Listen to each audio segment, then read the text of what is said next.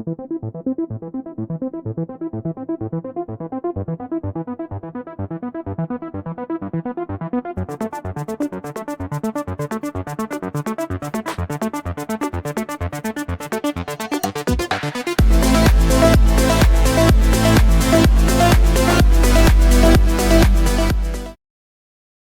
वालेकुम व्यूअर्स, मैं असद रहमान एक नए एपिसोड के साथ हाजिर हूँ।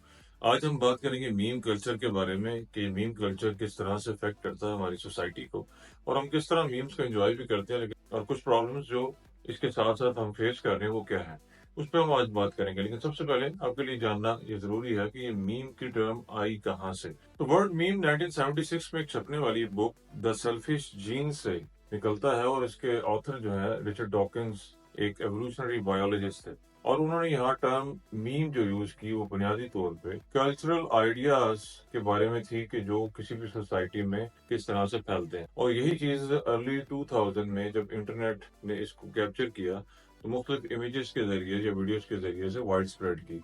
इसका मकसद यही था कि किस तरह से चीज़ों को इन्फ्लुएंशियल तरीके से, यानी पुरअसर तरीके से आवाम तक पहुंचाया जाए। वक्त के साथ साथ फिर ह्यूमर ने भी इसके अंदर अपना रोल प्ले किया, और इस वक्त जो हमारी मीम कल्चर है वो कुछ इस तरह से है कि हम जोक्स क्रैक करते हैं, और उसके अंदर हम बहुत दफा ऐसा होता है कि लोगों के करेक्टर असैसिनेशन करते हुए नजर आते हैं, यानी उनकी हद के इज्जत करते हुए नजर आते हैं। किसी भी शख्स की आप इज्जत में कमी लाने की कोशिश करें और मकसद आपका सिर्फ एक जोक क्रैक करना हो, तो मैं समझता हूँ कि ये किसी भी मुआशरे में दुरुस्त नहीं है। तो यहाँ पे मीम कल्चर जो है बुनियादी तौर पे जब इस तरह से हुआ कि यंगस्टर्स के हाथ चढ़ गया और उन्होंने जगह जगह जोक्स क्रैक करने शुरू की, और फिर वही बात आ जाती है कि उन्होंने किसी चीज़ का लिहाज नहीं रखा, तो हमने अच्छाई और बुराई की तमीज़ खो दी।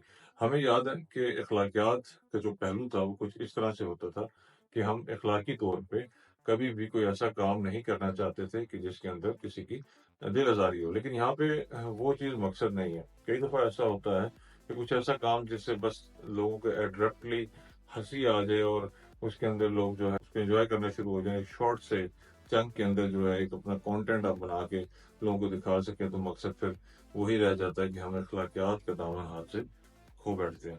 मीम कल्चर को कंट्रोल कैसे किया जा सकता है? पॉइंट ये है कि हमारी जो बेसिक्स हैं, हम अगर उसको दोबारा से इख्तियार नहीं करेंगे तो हम कभी भी इस चीज़ को रोक नहीं पाएंगे। और ये सिर्फ किसी एक मुआशरे का मसला नहीं है, ये दुनिया भर का इशू है।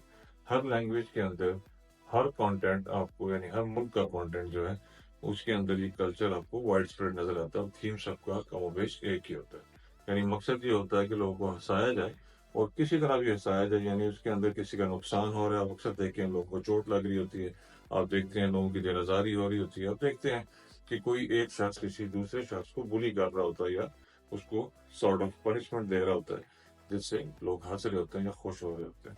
और हम ना चाहते हुए भी एहसास नहीं होता, इसमें हम सब शामिल हैं कि किस तरह से हम लोगों को कल्चरली डिस्ट्रॉय कर रहे हैं। कल्चर और एथिक्स और मैनर्स, ये मेरा अक्सर मौजू होता है कि इसके अंदर मैं एक चीज़ शामिल करना चाहता हूँ कि हमें हर सूरत अपनी जो प्रॉब्लम्स हैं उनको सॉर्ट आउट करना चाहिए, और उसको मैनर्स और एथिक्स और बैक टू द बेसिक के कुलिये के ऊपर उसको दुरुस्त करना चाहिए। लेकिन जो जो हम तरक्की कर रहे हैं उसके अंदर ये चीज़ें शायद हम अपने हाथ से खोते जा रहे हैं।